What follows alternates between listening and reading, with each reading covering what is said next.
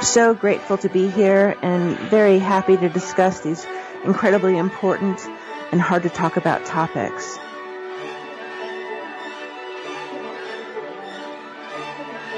He has an incredible backbone and staggering moral fiber. Howie is totally committed, completely ethical, totally admirable. No pressure if you can hear this, but honestly, Howie's a hero to me.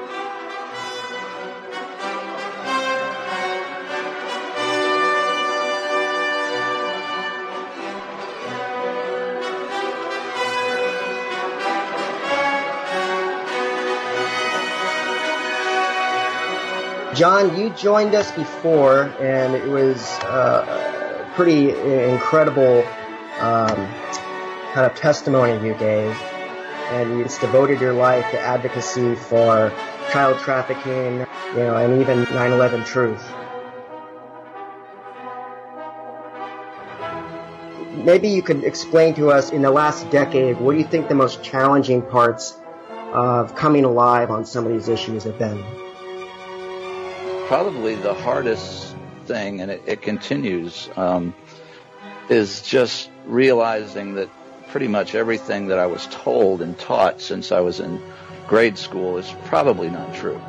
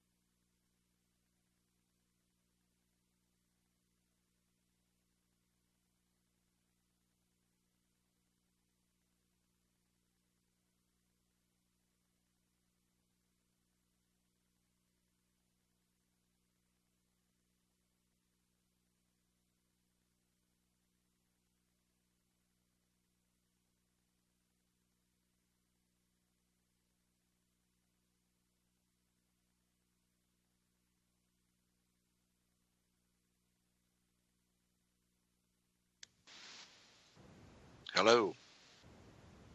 Hi, John. Are we on? Yes, we are. Fantastic. Some people said that was the best 4 minutes we've ever done. Yeah, I would have to agree. I'm just checking out there to make sure we're actually broadcasting. Yeah, check it. I think it's something to do with a Skype update. We tried to call into the radio program and technical standby. We're having technical difficulties. Hopefully we're live. I'm checking right now. I'm pretty sure. Yes, we're live. Okay. It has been confirmed. Fantastic. Thank you, V. Thank you. She confirmed we are live and on the air because we have a lot to talk about tonight, Howie, and I'm so glad. I was about to have a meltdown. So first and foremost, and I had heard this, but barely. My wife informed me, but and I know you know a lot more about it than I do, and I want to hear about it. But corruption. The one of the Awan brothers got nabbed at Dulles Airport. So Imran himself trying to flee the country. Yeah, and the guy. Oh, go ahead. I'm sorry. It was a Fox reporter. I think it was a local Fox reporter who reported it. I'm going to try and get it. You talk. I'm going to try and get his name. Yeah, and that has been confirmed through Trish and George Webb and Jason. I believe he is in custody, and that is huge because that's the same Awan. Not only was he the IT guy, but that whole family is involved in the transportation of the diplomatic containers through our customs, which may have depleted uranium in them. It's a part of a child trafficking network.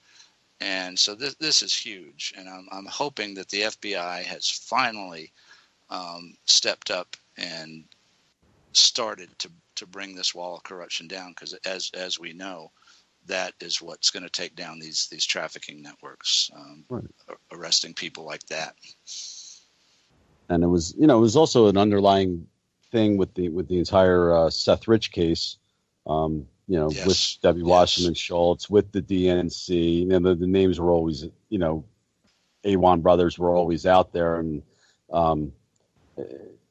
for some reason I couldn't wrap my head around it exactly, because I guess I was more focused in on Seth Rich, but a couple days ago they were talking about laptops were smashed, or hard drives were smashed after they were peanut. This is mafia. Oh, they could teach the mafia a few things. These guys. Yeah. So they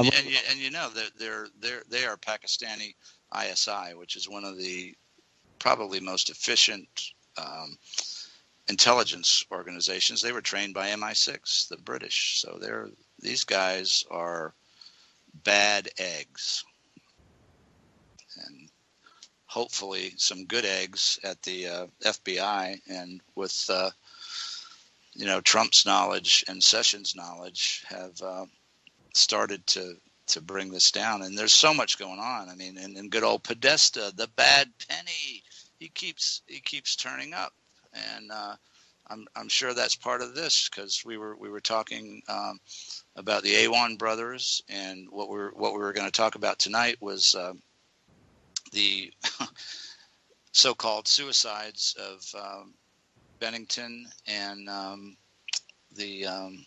Chris Cornell. Chris Cornell. Yeah. Both that were had backgrounds of child abuse, child rape, and both that were talking about coming forward to do something about this. And all of a sudden they're friends. I mean, and we've been doing this for months, Howie, and you go through this stuff, and okay, you see a coincidence. And for me, if I see one, there's something going on. But this story and what we're going to talk about tonight, and also on Thursday, because there's no way you can cover it in an hour, was, I don't know, 5, 6, I think I quit counting coincidences after 6. And that picture, what jolted me, bolt upright in my seat, is Chester Bennington's photograph alongside Podesta's photograph. We were both jolted. I mean, I was like, and these, these organizations that are operating and that are trying to, keep the public asleep, and they don't want you to believe your own eyes. The pictures that came out during Pizzagate of Alefantis and the stuff on his Instagram. People looked at those, and I looked at them, and I knew, man, there's something is going.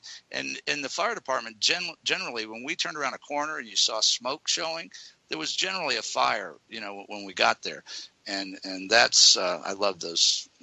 That's how I keep my myself alive. My fire department analogies. So like I may be still working, but. It's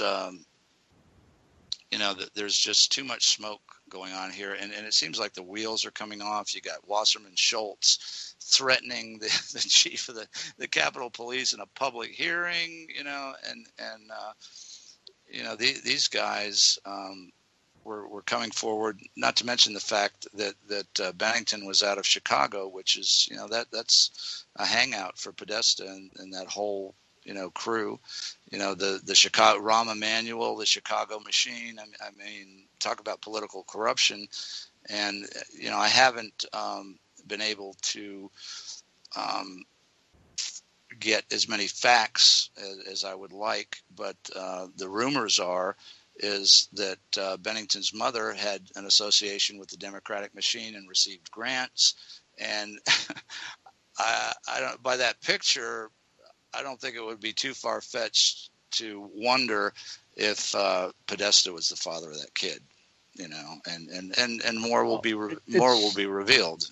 You're not crazy for asking a question when somebody looks exactly alike. Oh my God! And the other thing, that I noticed too with Bennington, I mean, he was a rock star. He looked, I mean, he had blonde hair at one point. He had all this far out look, but it seemed like in the last little while, the last year or 2 years, he was cultivating a very, for a rock star, is a pretty conservative look. And the look was scarily, identical to John Podesta. So. And he also took several political stands. I apologize. I'm looking for this guy. I should have had his name. Who broke the story on Twitter? I know I believe he was a local Fox reporter. I think it was Greg or Craig something. And I went to the hashtag where all his tweets were before, and now it's all mixed up. But Imran Awan, I thought, I said, like, how long till Twitter censors, Awan, or keeps Awan brothers from trending. But Imran Awan, like Pizzagate, it was trending, and when it first popped up, oh my God, it was. See, I missed. No, it was actually trending, and it had 14.2 thousand tweets, and I was like, all right, cool. And as the hours went on, because I've been just like glued to Twitter, for some reason the 14,000 to 14.2 thousand tweets never changed. And I even tweeted out, it's been stuck on 4. Yeah, like this is, like everybody's talking about this. They just stopped. Yes. They just stopped. They got, I think, there's no counter. And then it went away. America's Got Talent came on, and people stopped tweeting, and that's what they want you. And they don't want you to believe your own eyes. I'm looking at this picture, of Bennington, and it's just, I mean, hopefully there's some way that and it'll all come out. All of this is going to come out. And while we're on this, I'll talk about Swordfish and go and look at him on Vote. That's another coincidence of, you've got the suicides, you've got Operation Broken Heart that just got wrapped up in L.A. They arrested, and this has been going on for 2.5 years. They've had 4 phases of it, the phase last year in 2016, they arrested 200 people, and we heard at that time there were high level people in there. They were involved in the music industry.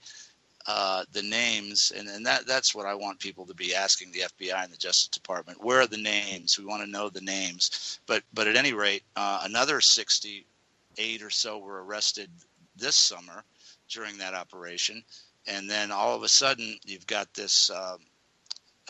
And I'll just read some of it, and it's kind of strange. And I'm in touch with this guy on Vote and asking him, and I haven't gotten a response yet. If you have this documentation, bring it forward. But what I'm talking about, and you'll see it in our show notes and in the pictures, an open letter to the music industry and law enforcement agencies. And everything in it is right on the money. We know this from other investigative sources that we've done. I mean, this is how this works. It's the music industry, it's the Hollywood. People have come forward.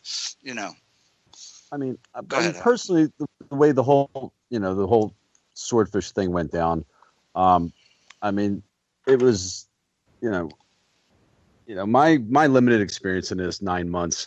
I like to think I know how big, the situation is overall. This guy comes out and basically says, I've got information that is going to rock the world.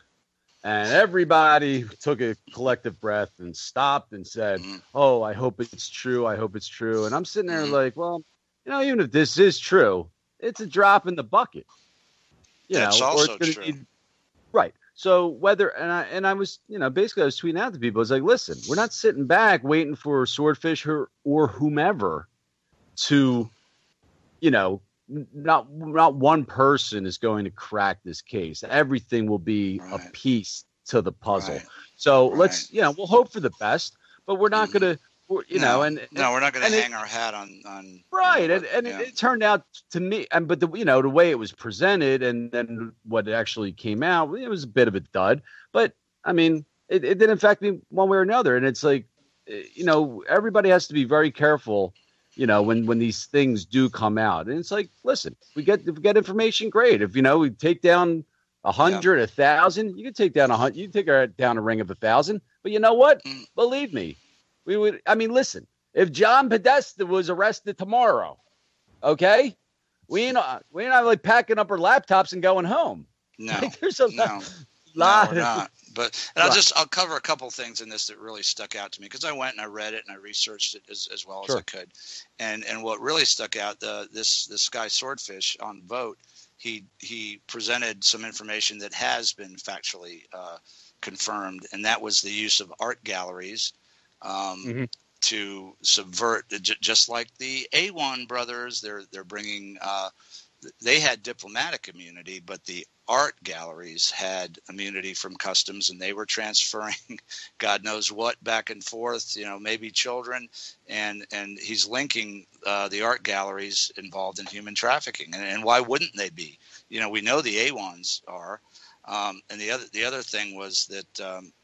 Dennis Hastert was, had some involved, and of course he was involved in it. He was the Speaker of the freaking House. Yeah, right. Really, he was, but if Swordfish, if you're listening, put this information out, give it to George Webb.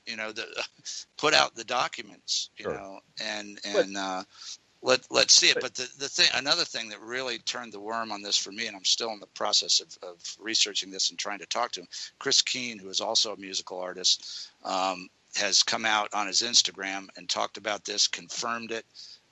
You can see we've posted that, and you'll see this. If you want any of this information, we're going to have the Vote links, and we're going to have there's a photograph of Chris Keene's Instagram where he talks specifically about those two suicides, that he absolutely knows that they weren't suicides, and this guy is really taking a chance, and he's also confirmed everything about the music industry pedophile ring. So what I've done, I've reached, and he was hard to find, but I located him on Facebook and I friended him, and so I want to have him on the show. Maybe Thursday. I would love that there's any way, because apparently he's got some inside knowledge of, and he's a professional musician. He's in a band, and he lives in Texas, but he's been involved with the LA music scene and knew all those people, Bennington and oh God,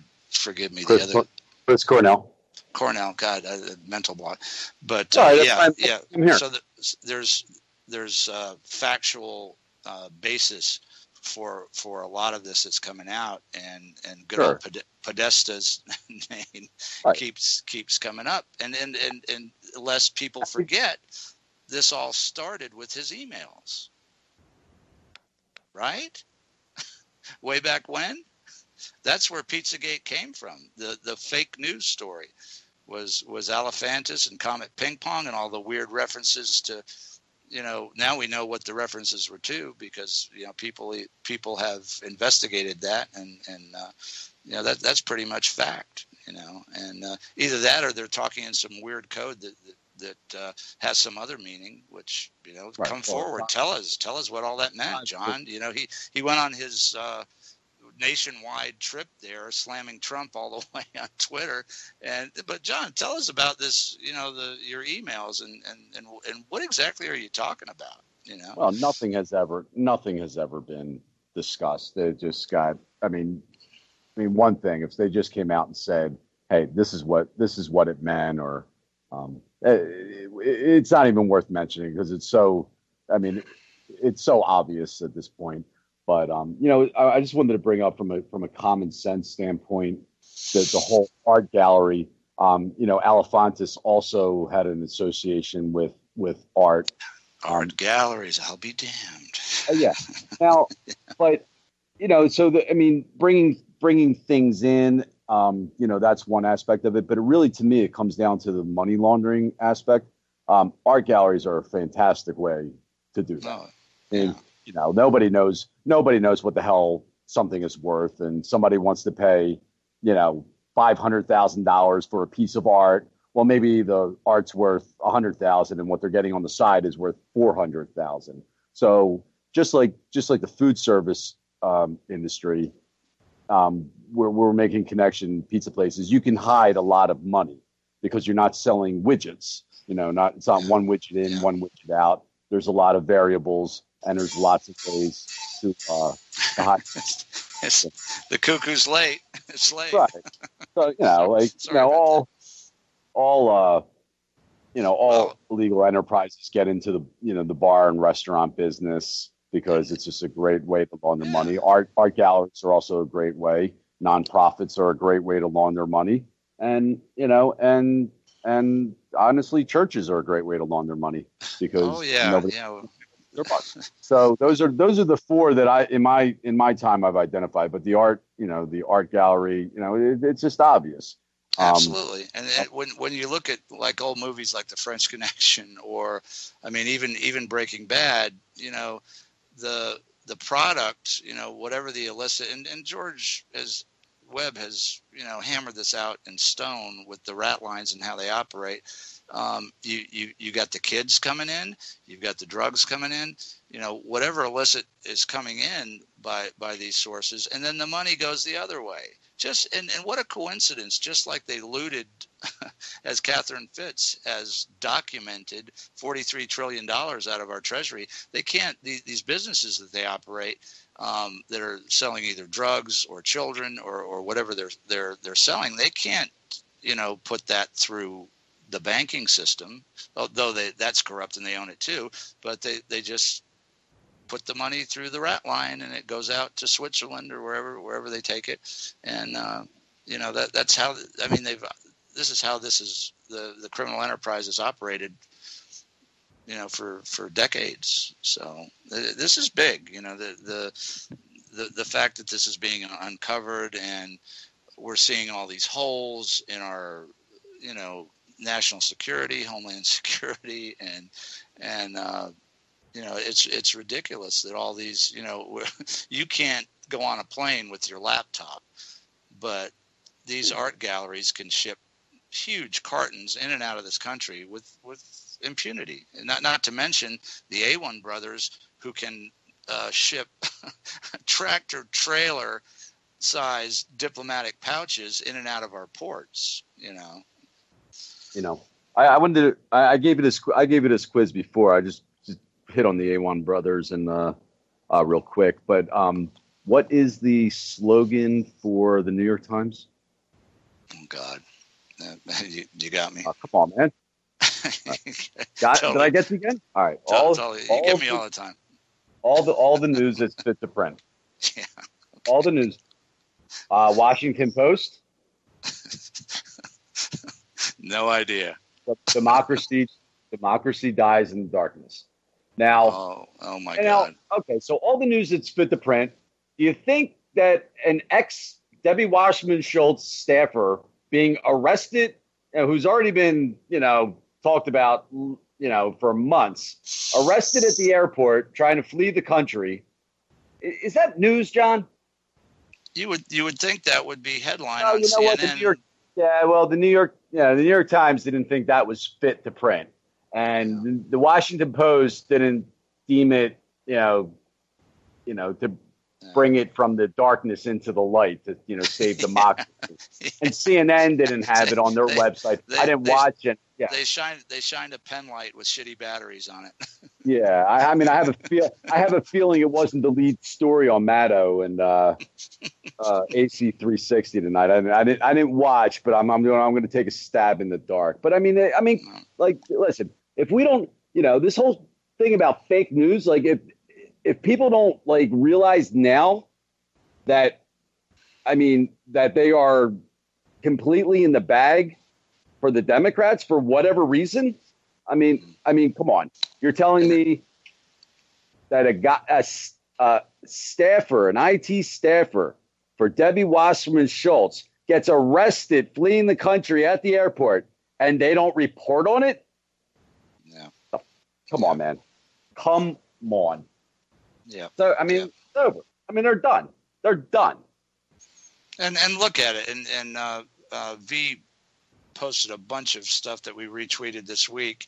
And when you look at all these individual, just horrific cases, the headline's not the New York Times. It's not the Washington Post. Always the local paper.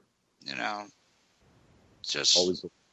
And they never will until it all comes,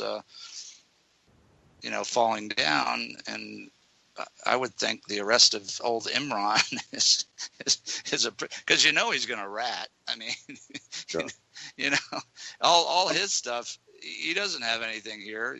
He was trying to get away to Pakistan. That's where all his, money is and all his power. So why on earth would he not give up? And that's how the FBI works in the Justice Department. They're going to turn him as a witness. Hopefully, if the honest part, and there's something else I got to talk about too, because this was just so troubling, and I don't have the link, but let me just get this out before I forget it. But I don't know if you read it or not, but a televangelist affiliated with CBN. This is what he, and I think this was on the Gateway Pundit, became aware of an assassination plot against Donald Trump. And according to him and what was published, this was told to him by a longtime congressman who was concerned about it. This evangelist that was on CBN, had his own show or whatever, talked about it during his sermon or whatever it was. I don't really know.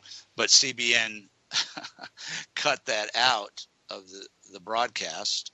Okay. So then this guy went public with it. And that is just so ominous and concerning that I just, and hopefully now that it's out in the open, it'll stop, because these like the false flags, like George Webb making the Coast Guard and Homeland Security do their job in Charleston and making them at least that day make that port secure. Hopefully this, and I'll be tweeting about this, all week and trying to get some more information on it. But the deep state, and there's another example of this that I'm really not going to get into, but it had to do with the mother of all rallies that is coming up. And you can see that the deep state is going against, anything like that and trying to take it apart, take down the leaders. It's just really concerning. And who, John, we've asked like, what's it going to take to get people in the streets? The deep state's not stupid enough. To me, they're not stupid enough to take out, because if they were to make an attempt on his life, that's you're going to see some stuff go down. Civil war, I would think. Yeah. I guess if that's what they want, but I'm sure that Trump's aware of it, I would hope so. I would hope so. I'm sure he's put the right people around him. But I mean, to think for us to sit back and think like, oh, they're not thinking about it, and they always have their two preferred methods of being suicided. One is the shotgun blast to the back of the head, and then there's plane crashes. So I mean, I would assume that the planes are checked very, very thoroughly. You would hope so, but the other thing, what's concerning is when you see people like Wasserman Schultz threatening a police chief, and all, the wheels are coming off this thing, and these I truly think it's out of control right now. They're running around trying to put out fires. They know. And it's just, how crazy are they? Are they willing to incite a civil war to, try to hold on to their power? Who knows? I hope not. They have all the think tanks in Washington that sit around. I'm sure the Council of Foreign Relations and all these. I mean, these ones that I've never heard of. And it's funny because I was going to talk about talking about the media and the blackout of Awan's arrest. Tomorrow I want to get up early tomorrow and call into C-SPAN. For people that don't know, every morning, 7 days a week, it's more popular, I guess, Monday through Friday. C-SPAN has Washington Journal, and I've heard you on there before. Yeah, right. And I mean, they, and everyone, most of the callers, they call in. And the first thing when they call in and say, "Oh, thank you, thank God for C-SPAN, thank you for C-SPAN, you're our only voice." They control shit to the level I've never seen. They're talking. They will talk about. You have to watch it. I'm like, this is not what was even going on, and they always bring in. There's a paving project going on. But I learned so much about think tanks. They bring people in from these groups. I'm like, you get paid to do what? What group? And I'm sitting, as the conversation's going on, I'm like researching their organization. I'm like, checking out their financials, and I'm like, what? There's the amount of nonprofits in Washington, D.C. And I've talked about this before, that it is nonprofits, just charity nonprofits are a $2 trillion a year industry in the United States. $2 trillion. And you would think with $2 trillion, we could help out a lot more people, but that's more of a side topic. But people can call into C-SPAN, and no matter what they're talking about, it doesn't matter. You come in with, well, I want to talk. I have a question for so and so, and it's about this, and you watch their faces go, this is not what I'm supposed to be asked. And Howie, you brought up a beautiful point, and I'm just about to post a link in our Twitter feed, and they're called the Institute for the Study and Globalization of Covert Politics. I'm going to put their website. I don't like the name of it. No, I don't like the sound of it. Yeah. Well, any institute right off the bat, I'm not okay. Well, this is luckily it's not an NGO, but this guy, I think he's based in Holland or something. This is the best website on the web that you can go in and see what a charade our political system is, because all these, the think tanks and NGOs you were talking about, he's done what you did, but he's done it with all of them, and they're funding where they get it, whether they're for the right, for the left, and you can see that the elite and the money has funded both sides. So you have it's controlled opposition. So you have all these NGOs on one side, and they're stirring up the conservatives, and then you've got all the NGOs on the other side. They're stirring up the liberals to fight each other to the death. So nothing ever gets done.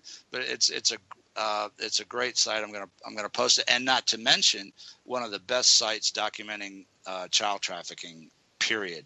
And they go through the Detroit stuff. It's a lot of it is really, really awful, material. But they have documented the international pedophile rings to the best I've seen. So please give that a look and share it and retweet it, because people, my God, if at this point you don't know that our political system is a charade on both sides, and if you don't know that it's the only purpose it serves is to keep enough of the people divided so we can't get together and bring down this whole mess, then you need to be on this website 24 hours a day for a year. Because it's all this fucking infighting and right, left. It's all bullshit. It's all just subterfuge to keep everybody, and it works very well. It has. It's worked up until this moment to keep people at each other's throats and look over here, don't look over there. Okay, the A1 brothers just got arrested, but don't look at that. Let's talk about Trump, Russia. Let's talk about, whatever, diversion that they're going to put up. And, but hopefully, and it seems like a lot of people are waking up and, becoming hip to this. And until this whole system comes crashing down, we don't need these parties. We need honest politicians. I don't care what they call the party, and it's just all it's a mind game. Not to mention, go on YouTube and search Catherine Fitts, Fitts. She has followed every dollar. She was in the government. She was the assistant secretary to HUD, I think, during the Reagan administration. And HUD is that was one of the biggest scams they used to launder money and to cover up what the banks were doing, while they were looting our treasury of $43 trillion. Howie, this woman. She's a national treasure. She's, and once you know that our treasury has been looted of $43 trillion, the arguments that they're having on Capitol Hill about health care, it's a fucking joke.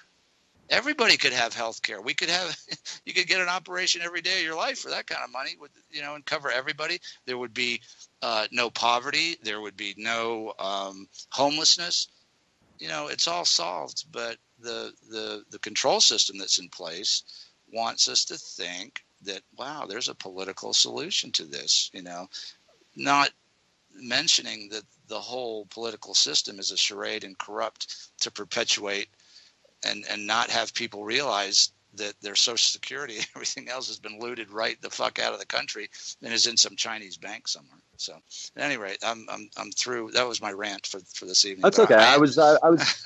You said, you in that rant, you said that the A1 brothers one of the A1 brothers was arrested, but I'm not positive because I just went on the New York Times again and Washington Post just to check to see if they had reported on this yet, and nothing, nada, zip, zilch.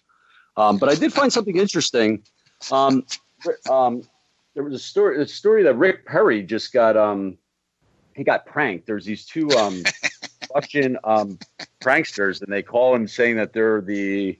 I think they say that they're they're an ambassador or there's something. They're a Russian something or other, and they had already gotten John McCain, and they got Maxine Waters really bad. Well, Maxine Waters was clueless. She was asking them questions. Oh, what's going on? Blah, blah. You have to see it. But apparently they just got Rick Perry also. Yeah, but the point being that he's so smart. I don't know how they pranked him. I'm not a huge Rick Perry fan. But he's like the only guy that possibly could be dumber than George W. But Bush. I am just in shock that they're. I mean, what are they going to do? Not talk about this? They're going to talk about. They're not going to talk about Imran Awan. So we'll see what happens. Listen, it was either yesterday or 2 days. Probably yesterday. Actually, you know what? It might have been today. Somebody on Twitter was talking about. There was a band in the early night. Chris Cornell. He was lead singer of a band named Soundgarden. Soundgarden, yeah. Actually, but he also did a side project called Temple. A band called Temple of the Dog. Are you familiar with it? Yeah, a little bit. Okay, they had I mean their album did well, but they had this one song called Hunger Strike. I'm going hungry. I'm not going to sing, but damn it. But I never knew the lyrics to it. I wanted to read the lyrics, and there's actually a Chester Bennington connection also. But the lyrics go, "I don't mind stealing bread from the mouths of decadence, but I can't feed on the powerless when my cup's already overfilled. But it's on the table, the fire's cooking." And this is the line I never knew before. "And they're farming babies while the slaves are all working. Wow. Blood is on the table, and the mouths are all choking, but I'm going hungry." I never knew that the line was, "and they're farming babies." I mean, I remember like hearing the song. I always thought it was like, I always had it in my head like, "and it's on the table." You just confirmed. But there's a line that they were murdered in my mind. Okay. I mean, absolutely. And if people can't see they're blind. But I'm going back 25 years and they're farming babies. I'm like, that's a kind of a weird line. Well, before the band was put together, I do more research on this. The band was put together in memory of someone else, of another artist in the Seattle grunge scene who died, and I want to find out.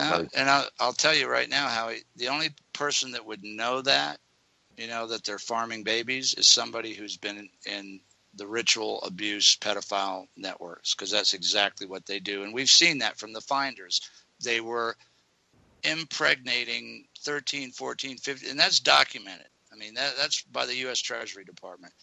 Impregnating these girls to either kill the babies or put them in the networks. So you just confirmed that, either the most outrageous coincidence in the history of the world took place, and both of those guys suicided. I got another one for you, John. Yeah. It's not done yet. You're amazing. Well, this is just, this is what, people, this is what, when you bring a community together and people, pass along information. In 2008, Temple of the Dog, I believe they were doing their 25th anniversary. Chester Bennington joins Chris Cornell on stage to sing Hunger Strike. Wow. If that wasn't a message to Podesta, the bad penny, I don't know what would be. Right. So, I mean, you're talking about different. I mean, they're 10 years apart. They wouldn't have run in the same circles, but all Lincoln Park and now and Soundgarden had broken up, and but they got Chester Bennington in 2008 found his way to sing Hunger Strike with Chris Cornell. Yet another. I need to start writing these down, because I think that's about 10 coincidences with this whole story. Right. So that I don't believe. Wow, that blew me away, dude. I'm telling you. I I heard, their music, and I was like, God, it's so dark, so I never really dug into the lyrics, I never really, but it had that feeling, that, wow, it's just dark. And now we know why. People are posting certain songs. I don't know Linkin Park like that. But they're posting some songs, and they're going to start pulling this apart. But in my mind, I mean, I knew of Linkin Park, and I knew of Soundgarden, Chris Cornell, and Temple of the Dog. I never would have linked them together for any reason. And then a song that has a lyric that I've heard. I mean, I heard that song in the early '90s hundreds of times. It was all over the radio, and it's on the table. And I didn't even like the song, and they're farming babies. I never knew that was a line in the song. I never, some of those, sometimes you'll make up your own lyrics to the song, kind of fit. Yeah. Farming babies never, entered my mind. So, I don't know I don't know how you do it, but that was wow. That just put all this together, with an exclamation point, in my head. And I'm going to have to go back and listen to some of this and dig up the lyrics. Well, I think a lot of lyrics are going to have to be dug up. But I mean, when two men and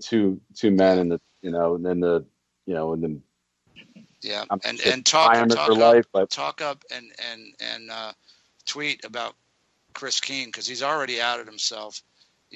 We need to get him as much visibility as we possibly can, because that's the only protection you have against these scumbags.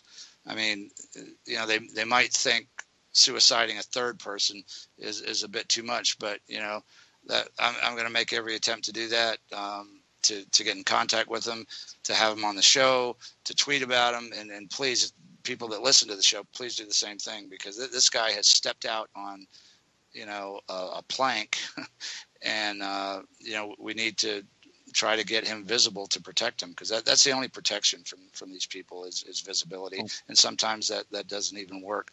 But these people that are coming forward, we need to do the best we can to protect them. Sure. And I don't want to seem callous about the whole thing, but what's done is done. But I look at this as an opportunity. Obviously, Linkin Park. I mean, I went on some of their videos on YouTube, and they have 500 million views. They were saying, let's take this to 1 billion. This is an opportunity to bring new people into the child trafficking, child sex abuse community. Whatever it takes. So now that people's eyes are open, just that picture alone of Chester Bennington next to a John Podesta, and maybe a lot of the Linkin Park fans have never heard of John Podesta before. So this is an opportunity to say, yeah, they do look alike, and this is what and this is what we think. And nothing's being etched in stone, nothing's being said, but it's early, and there's so much out there, and there's so many eyes on it. But let's use it as an opportunity on social media to bring, whether it's on YouTube or whatever, to bring people into our. Yeah, and I'll use this opportunity too to thank the people in our Pedogate Warriors group, because they supplied a lot of. Yeah, there's actually right now I'm looking on it. They have Homesick Alien. It's the Twitter account of the band at Homesick Alien Band on Twitter. That is Chris Keene's band.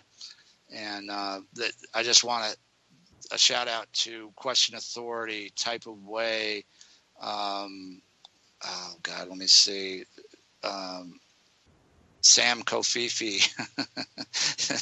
There's some great Twitter handles, but they did a lot of the research that got us going on this. And Treacherous, another one. Just shout out and V has been. And I see as kind of morphing into a crowdsource community, and I love that concept so much.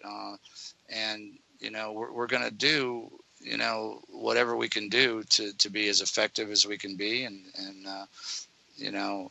that's very heartening to me to see that, people are coming together in this manner, because we've seen, I mean, George Webb had the Awan brothers months ago. Now they're arrested. So that crowdsource concept, and believe me, George and Jason and Trish, they're not trademarking that. I think they would wish everybody to use this, and whatever if it's whatever corruption they're dealing with, or child trafficking or whatever, because I think they if they don't understand, I don't know who would, that all this corruption and everything and the stuff that's going on, it's all interrelated. It's a big circle. Right. You need, and it's the wave of the future, because I never would have picked up on that. And sometimes particularly on Twitter, we get a little enamored with the big names and with the 10,000, 20,000 followers, whatever the case may be. But I mean, I've had too many experiences, in my Twitter life where somebody with 50 or 100, just drops some information. And it's like, well, doesn't matter how many followers you have, like you just gave me something fantastic. So we all need to keep our eyes open to everything, regardless of how many followers somebody has, or what kind of quote unquote. Everyone is important, and on that line, a couple of the people that were at the vigil for Seth Rich, one of them, Shay, she's in Dallas. She's been very helpful, with the show and other things. And Kathy McHale, have you had a chance to talk to Kathy in my life? Oh I talked to her recently. Oh, recently? She seemed. No, she seemed to be struggling a little bit because people in her. But it happens. Yeah, I just wanted to shout out to Kathy, because man, she is a pisser. She was searching the alleyway by the DNC, and I'm like, Kathy, it's DC. What are you doing in an alleyway? Get the fuck out of there. That was over at. She came up with us to the Pegasus Museum. I don't know how familiar with that. It's a building that Elefantis bought, but we'll talk about it. She's feisty, to say the least. Love out to her, because it seemed like she was getting a little disheartened, and I saw the tweet, and I don't always have enough time to respond. But it's a lonely, it's lonely sometimes, and that's why people have to stay together. I mean, we've all been there where you feel very alone. I mean, I get no support from family and friends, zero. I mean, I get nothing. So without my my wife no longer thinks I'm crazy, and she's taken, really, wow, she's taken up the 9/11. She's researching a lot of 9/11 and doing a lot of architects and engineers awareness. So you never know how you might get a phone call and they say, hey, this is. You don't know the people that I know, so I don't. A lot of my conversations in Philadelphia are like, "Hi, how you doing? Good to hear. All right, that's great." I wanted to throw this in because I was telling you about it before. Speaking of people that are more important, Julian Assange released an email. I know we're bouncing all over the place, but this goes back to the Imran Awan. And I don't know who the email was from, but it's regarding DWS, which I assume is Debbie Wasserman Schultz, movements on 5/12/2016. And the email reads, Pelosi is doing a closed-door meeting. No staff or anyone allowed. Caitlin, come to Rayburn room and get her iPad for Imran. Thanks. Oh, my God. Yes. Oh, and they weren't eavesdropping on Capitol Hill, I suppose. Right. How do you like them apples, Debbie? Unless Nancy Pelosi works with another Imran. I don't know how many Imrans are working in Washington, D.C. And this was tweeted out a few hours ago. So, and that's right. Oh, go ahead. I'm sorry. Go ahead. No, it's okay. No, that's George Webb had this. He knew how they were doing it through the not only Blackberries, but any laptop or any iPad. They had it all. I mean, they could go into that meeting and get everything that was in the closed door meeting. That's how they were blackmailing the Congress people. Holy crap! Democracy dies in the darkness. Yes. Yeah. All the news it's fit to print. Yeah. Tweets aren't loading right now. I feel a shutdown coming on the traffic report. Yeah, those bastards. But and actually, there was one bright note on that. They actually sent me a notification. I think I tweeted it out that one of the pedo apologists or non-offending pedos had been banned from Twitter. I tweeted that out. I don't know if you got to see it. Yeah. I was like, wow, that's one. Yeah, good luck. Yeah, good luck with that. Thank you, Twitter. Thank you. I personally, I don't like getting them off Twitter because I like keeping them. I like to know where they're at. Be nice to have a, maybe like a group, just to keep a list. Because if they get shut down, they'll just come back on anyway, and then you would have to find them again. Yeah, so it's like better to. Absolutely. Only we're the enemy to them, and they're the enemy to us, and that won't change. Time. I mean, there was like normally there was a priest arrested in outside of Pittsburgh this week, for crimes that took place back in the 90s. We'd be talking about this. I mean, this that's a huge story, but I mean, we're talking about. We're getting closer. We always thought that Seth Rich, once got solved, because all we have to do is prove that they're all a bunch of liars. That's all we have to do, and then we can just catch them in these lies, catch them bold face, concrete proof, and then we can start saying, well, your credibility about child trafficking, Pizzagate, Pedogate, ignoring it, you have no credibility. I mean, we're not just talking about the politicians. We're talking about the news, entire mainstream media. Yeah, and I can't stress it enough that to me, this is a monumental thing that Imran Awan was arrested, and Washington Post and New York Times, and I don't believe that CNN have even bothered to touch on it. And I need to be up at 7:00 in the morning on C-SPAN because. No matter who the guest is at that particular, because you don't know exactly when you're going to get who you're going to get to speak to, when you're going to go through. But I'm sure you'll get through, Howie. I know you will. All I got to do is get up at 7. I'll do my best. All right, Thursday we'll pick this up. Yeah, I'm sure it'll be a lot more time. Great night.